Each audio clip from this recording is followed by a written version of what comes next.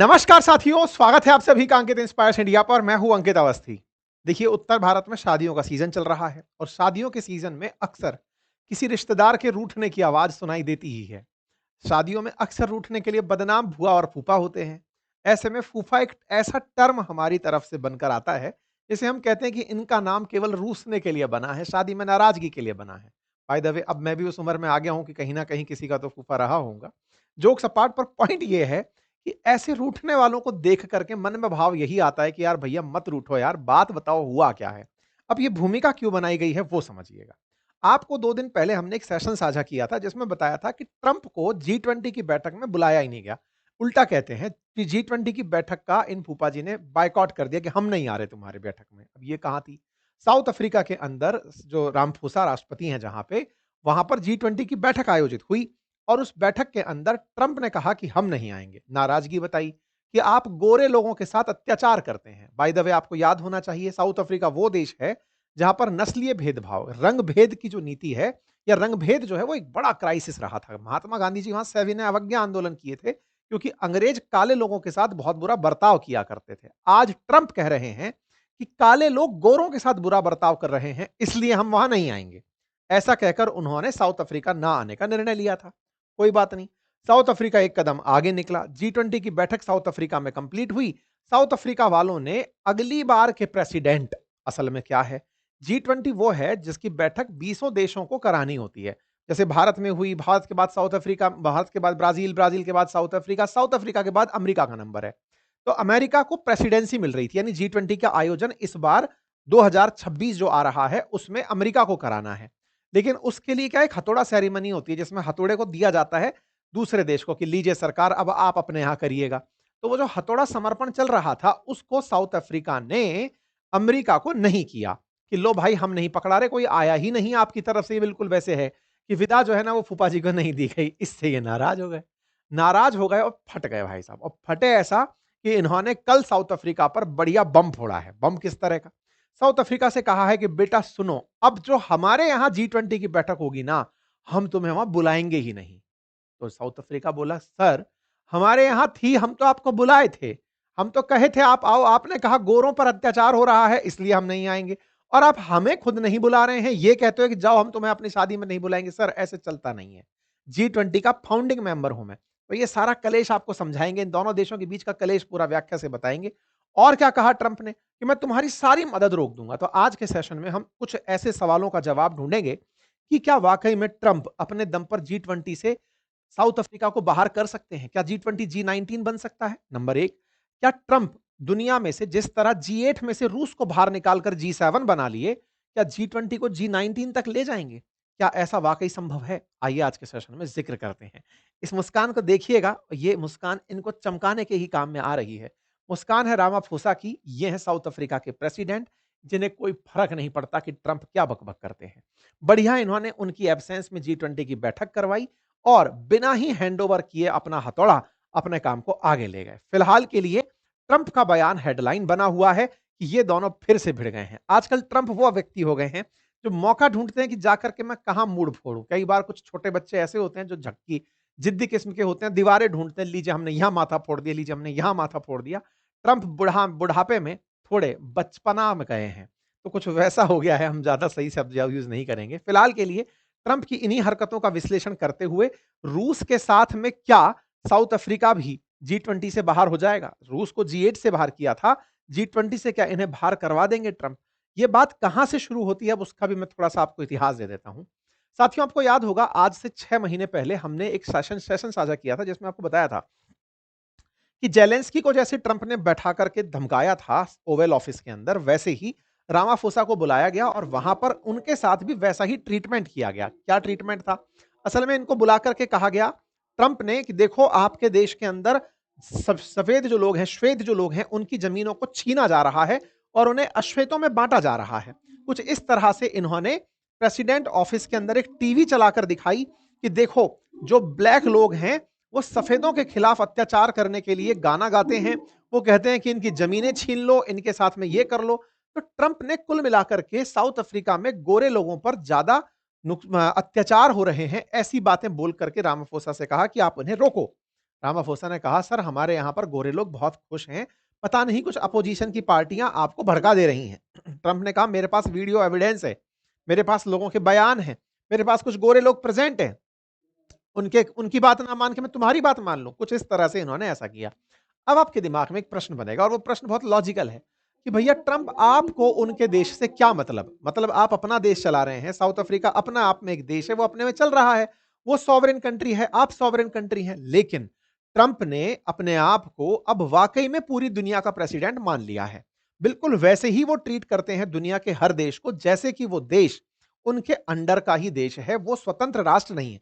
दुनिया के हर देश को जो ट्रीटमेंट इन दिनों ट्रंप देने लग रहे हैं, जैसे साउथ अफ्रीका के निजी मसलों पर उनको दिक्कत खड़ी हो रही है कि तुम्हारे यहां ऐसा हो रहा है, इस बात पर उन्हें दिक्कत हो रही है। इसका मतलब समझ रहे हैं, अपने आप को पूरी दुनिया में यह समझना कि साउथ अफ्रीका का निर्णय भी मैं करूंगा। और तो और दुनिया में जितने भी गोरे हैं उनका तो एकमात्र ही नायक है जिसका नाम ट्रंप है, तो गोरों के लिए लड़ाई भी मैं ही लड़ूंगा। इस प्रकार से ट्रंप ने इनके सामने खूब सारी बयानबाजी करी कि साहब गोरों के साथ बहुत बुरा हो रहा है। अब मैं थोड़ा सा आपको यहां पर एथिकल ग्रुप कनेक्शन भी समझा देता हूं, डेमोग्राफी समझा देता हूं। 81% साउथ अफ्रीका में आज भी काले हैं, 8.2% लोग कलर्ड हैं और 7.3% व्हाइट हैं।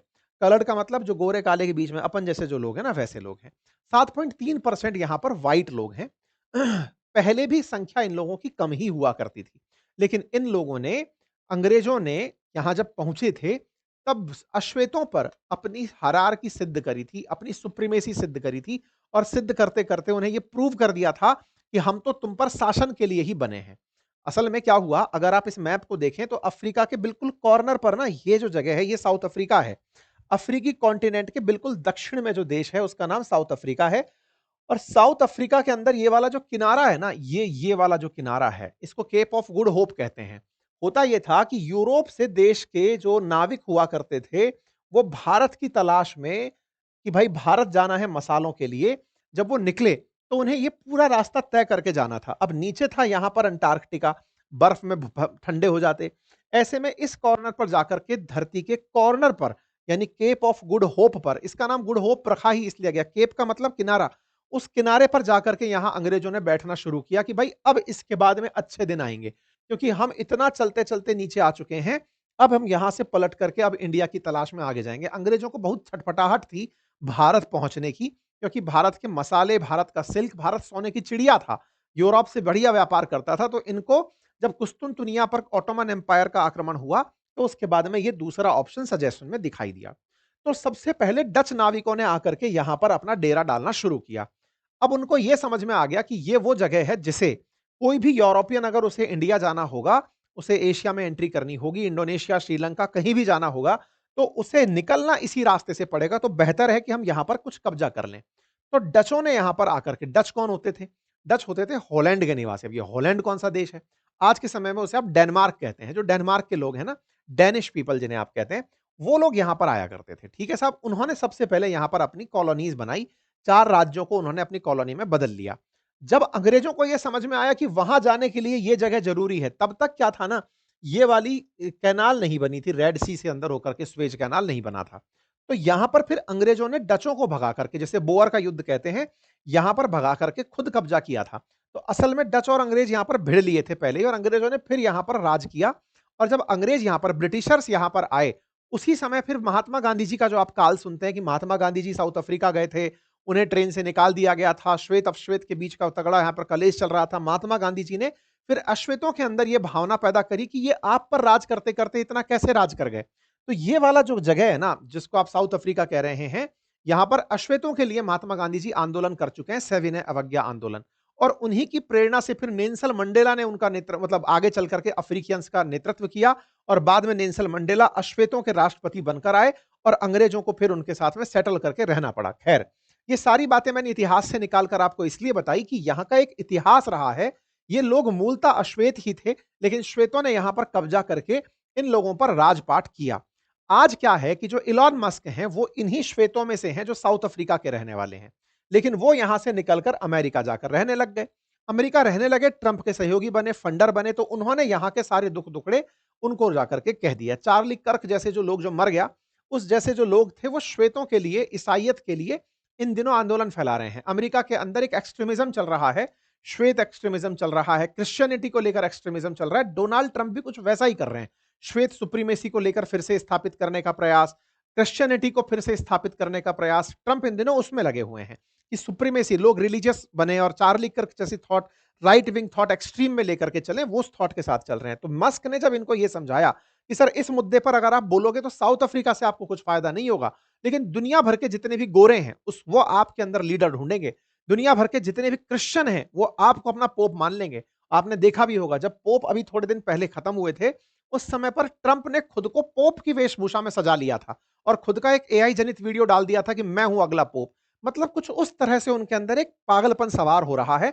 उसी पागलपन के चलते ये अश्वेतों को निशाना बनाने के लिए, अब आप सोचकर देखिए, जब श्वेत अश्वेत के दंगे अमेरिका में भड़कते हैं तो उन लोगों के अंदर जो साइकिक लोग हैं, जो श्वेत सुप्रीमेसी पालकर दिमाग में चलते हैं, अश्वेतों के खिलाफ जिनके अंदर दुर्भावना है, वो ट्रंप के अंदर अपना गुरु ढूंढते होंगे, ट्रंप के अंदर अपना मसीहा ढूंढते होंगे कि ये है तो सही हमारे लिए, अगर हम अश्वेतों के खिलाफ हिंसा करते रहे। इसीलिए आपने देखा भी होगा अमेरिका में इन दिनों नस्लीय हिंसा बहुत हो रही है, दुनिया भर में नस्लीय हिंसा बहुत हो रही है। अश्वेतों द्वारा श्वेतों को, कलर्ड लोगों को टारगेट किया जा रहा है। श्वेत लोग जिस तरह से अश्वेतों को टारगेट कर रहे हैं, जिस तरह से हिंसा कर रहे हैं, भारतीयों पर भी बहुत हिंसा हो रही है। ये जो हिंसा है ये कहीं ना कहीं ट्रंप का साइड इफेक्ट है। अब उसी ट्रंप ने अपने आप को और ज्यादा चमकाने के लिए ये सारा बवाल रोपा हुआ है और इसी के चलते ये सब यहां पर चल रहा है। इसी के चलते ट्रंप ने जब पिछली सत्ता में भी जब आए थे तब भी एक बार प्रयास ये किया था कि साउथ अफ्रीका को धमकाएंगे, करेंगे। साउथ अफ्रीका ने जब ट्रंप चले गए, फिर दोबारा साउथ अफ्रीका के अंदर फिर से इलेक्शन विलेक्शन जब सब कुछ हुए, इस बार जब रामाफोसा वापस आए तो इन्होंने क्या किया, एक रूल बनाया और कहा कि देखो अंग्रेजों ने बहुत सी जमीनें लूट कर रखी हुई हैं, हम उनकी जमीनों को छूट, मतलब श्वेत लोगों के पास में जमीन बहुत सारी है। देखो हर देश में जब जब देश आजादी की तरफ बढ़ता है, देश में समानता की बात होती है, तो लैंड सीलिंग एक्ट आ जाते हैं। लैंड सीलिंग का मतलब कि भाई किसी के पास बहुत ज्यादा जमीन नहीं होनी चाहिए, बाकी लोगों को क्या मिलेगा। बिल्कुल वैसा ही साउथ अफ्रीका ने किया। हमारे देश में भी ऐसा हुआ, हमारे देश में भी एक नियत मात्रा से ज्यादा आप जमीन नहीं रख सकते। साउथ अफ्रीका में भी वैसा ही हुआ। साउथ अफ्रीका के अंदर रामाफोसा ने इस साल की शुरुआत में क्या किया, ताकि जो सफेदों के पास यानी श्वेतों के पास जो इतनी बढ़कर के मात्रा में जमीन है, वो जमीन उन्हें लौटानी होंगी और वो अश्वेतों में बटेंगी। इस बात से ट्रंप हो गए खफा कि तुम लोग ना उनकी जमीनें छीन रहे हो। इस बात के ऊपर वो ट्रंप जो है वो भड़क गए साउथ अफ्रीका के ऊपर, कहा कि अगर तुमने उन लोगों की जमीनें छीनी, ये बिल्कुल वैसे है जैसे हमारे देश में जमींदारों के पास बहुत जमीन थी और हमारी सरकारें जमींदारों से जमीन छीनने आती और इस बात पर ट्रंप नाराज हो जाते हैं, ऐसे समझो। तो ट्रंप साउथ अफ्रीका पर खफा हो गए थे साल की शुरुआत में ही कि तुम उनकी जमीन नहीं छीन सकते, अगर जमीन छीनोगे तो हम तुम्हारे खिलाफ सैंक्शन लगा देंगे, हम तुम्हारे खिलाफ प्रतिबंध लगा देंगे, टैरिफ लगा देंगे, ये कर देंगे, वो कर देंगे। ये पुरानी खबरें हैं उस समय की। और तो और इजराइल के मामले पर भी साउथ अफ्रीका जो है वो ट्रंप के खिलाफ बोला था, तो इनके एनवॉय से भी ये लोग भिड़ लिए थे। अब जब G20 होने वाला था, इससे पहले ही ट्रंप के ही मंत्री जो माइक पॉम्पियो हैं, और क्या बोलते हैं इसका, मार्को रूबियो हैं, उन्होंने साफ कह दिया था कि हम तुम्हारे G20 में नहीं आएंगे क्योंकि तुम श्वेतों के खिलाफ दिक्कत खड़ी कर रहे हो। असल में श्वेत दिक्कत नहीं है, मतलब अफ्रीका का श्वेत दिक्कत नहीं है, ओवरऑल दुनिया में श्वेत का मसीहा बनने का जो सनक है ना ट्रंप में, वो इस कारण से इन्हें निशाना बना रहा है। ये जो तस्वीर थी ना, ये तस्वीर दो राष्ट्रपतियों के बीच की तस्वीर नहीं थी। एक गोरे को काले से क्या दिक्कत है, एक सफेद को डार्क आदमी से क्या दिक्कत है, वो लड़ाई थी। और इस लड़ाई को ये आदमी उसी तरह से उठा भी रहे थे कि साहब तुमने ऐसा किया, तुमने ये किया, खैर जो भी है। इन लोगों ने साफ साफ अपनी बात रखी कि सर नहीं, हम अपना काम बढ़िया से कर रहे हैं, आप अपना काम करिए, हम अपना काम कर रहे हैं। G20 में नहीं आना है मत आइए, तुम्हारे बिना हम कर लेंगे। और भाई ये कर ले गया, ये कर ले गया। बकायदा इन्होंने अपनी G20 आयोजित कराई, प्रधानमंत्री मोदी यहां पर गए, दुनिया भर के लीडर्स आए। मजेदार बात क्या हुई ना, जो बहुत ही इंटरेस्टिंग रहा, कि यहां पर फ्रांस के इमानुएल मैक्रोन थे, तो कनाडा से मार्क कार्नी थे, तो ब्रिटेन से उनके जो प्रधानमंत्री हैं वो थे, ऑस्ट्रेलियाई प्रधानमंत्री थे, सभी गोरे थे यहां पर। अब गोरों का लीडर बनने का जो पागलपन सवार है वो तो ट्रंप के है। अगर वाकई में श्वेतों के खिलाफ कुछ हो रहा होता तो ट्रंप के पिछलग्गू जो G7 कंट्रीज के और गोरे हैं उनको नहीं आना चाहिए था। साउथ कोरिया, जापान, सब देश यहां पर प्रेजेंट थे। एक प्रकार से G20 के सफल होने में श्वेत वर्सेस अश्वेत का मामला ही नहीं था, वो तो ट्रंप के दिमाग की सनक थी। साउथ अफ्रीका ने अपना काम प्रॉपर तरीके से किया, G20 समिट को संपन्न किया, और जो बस प्रेसिडेंसी सौंपने की रस्म है बस वो नहीं निभाई। इस बात को ना निभाते हुए इन्होंने साफ साफ कहा कि साहब देखो, हम आपके बिना भी G20 करा गए। इस पर ही हमने सेशन किया था कि अलग थलग पड़ गए ट्रंप, आपने हो सकता है इसे देखा भी होगा। उसी से बाद में फिर इन्होंने चिढ़कर कहा कि तुम यार हमको अलग थलग पटक दियो, अब हम तुमसे बदला लेंगे। अगले साल है मियामी के अंदर G20 की बैठक, हम साउथ अफ्रीका को बुलाएंगे ही नहीं। साउथ अफ्रीका को बुलाएंगे नहीं, उनका फंडिंग रोक देंगे, उनका पैसा रोक देंगे। जैसे ही ये सब किया, तो ट्रंप के जो समर्थक हैं, एकदम पागल जो लोग हैं, मतलब श्वेत उसमें पागल हो रखे हैं, सुप्रीमेसी में, व्हाइटनेस सुप्रीमेसी में, वो सब निकल आए ट्रंप के समर्थन में, वाह-वाह करने लगे कि वाह ट्रंप, वाह आपने मजा कर दिया। जहां-तहां सोशल मीडिया पर चीजें डली हुई हैं। अब मैं आपको बता दूं, देखो G20 दुनिया का वो समूह है जो कि 85% ग्लोबल जीडीपी रिप्रेजेंट करता है। 2/3 पॉपुलेशन को रिप्रेजेंट करता है। अफ्रीका से एकमात्र देश साउथ अफ्रीका ही है जो G20 का मेंबर है।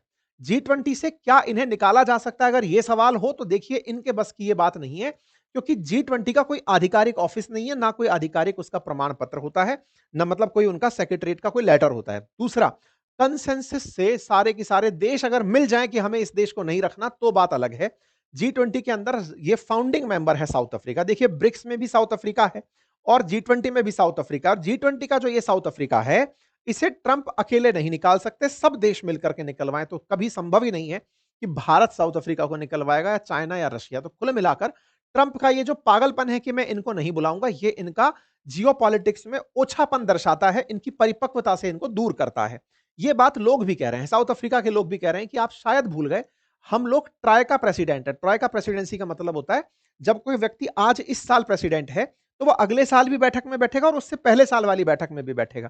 तो बोले आपको बिठाना हमारी मजबूरी है। अब आप नहीं बुलाते तो आप G20 के प्रिंसिपल्स का उल्लंघन कर रहे हैं, जो आप कर सकते हैं क्योंकि आप में एक सुप्रीमेसी है। और तो और, जो आपको लगता था कि G20 की बैठक में आप नहीं जाएंगे क्योंकि सफेदों के साथ वहां अत्याचार हो रहा है, तो बाकी लोग वहां पर कैसे चले आए? लोगों ने इनसे सवाल पूछा कि बाकी और जो फ्रांस के, ब्रिटेन के, ये सारे के सारे लोग कैसे चले आए। खैर कोई बात नहीं, लोगों ने अपनी तरफ से खूब सारी प्रतिक्रियाएं दी। साउथ अफ्रीका ने साफ कहा कि मैं फाउंडिंग हूं, आप नहीं बुलाएंगे, ये आपकी हेडेक है, मैं मेंबर के रूप में आना चाहता हूं और मुझे आना चाहिए G20 देशों के अंदर। अब एक बहुत बड़ा सवाल यहां पर यह बनता है कि यार एक बात बताओ, रूस को तो इन्होंने G8 से निकालकर G7 बना लिया था, तो क्या G20 से G19 नहीं बना सकते?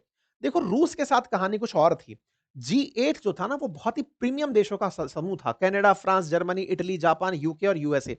असल मायने में ये सारे के सारे वो पिछलग्गू देश थे जो कि अमेरिका के कहे में चलते थे। एक भी देश इनमें से ऐसा नहीं है जो अमेरिका की खिलाफत कर दे।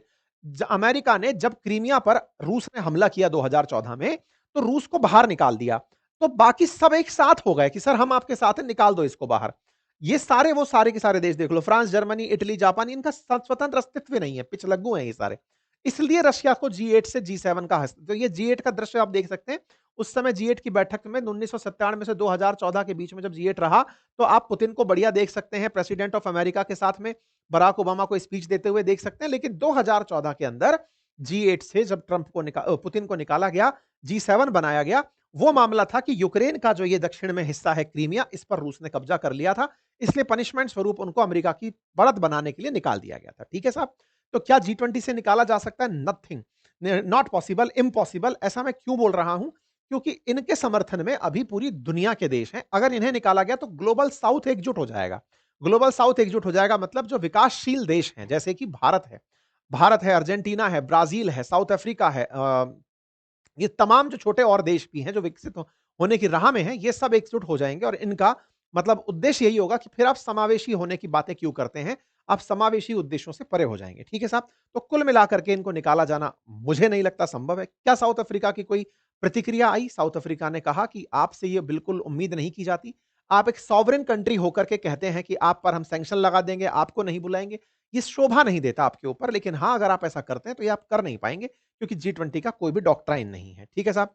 कुल मिलाकर इतना ही। जानकारी अगर आपको पसंद आई हो तो साथियों से साझा करें। चैनल पर नए हैं तो सब्सक्राइब करें। आप क्या सोचते हैं इस विषय पर? अपनी राय जरूर कमेंट बॉक्स में डालें। चैनल पर नए हैं तो अपने साथियों से जरूर इसे रिकमेंड करें।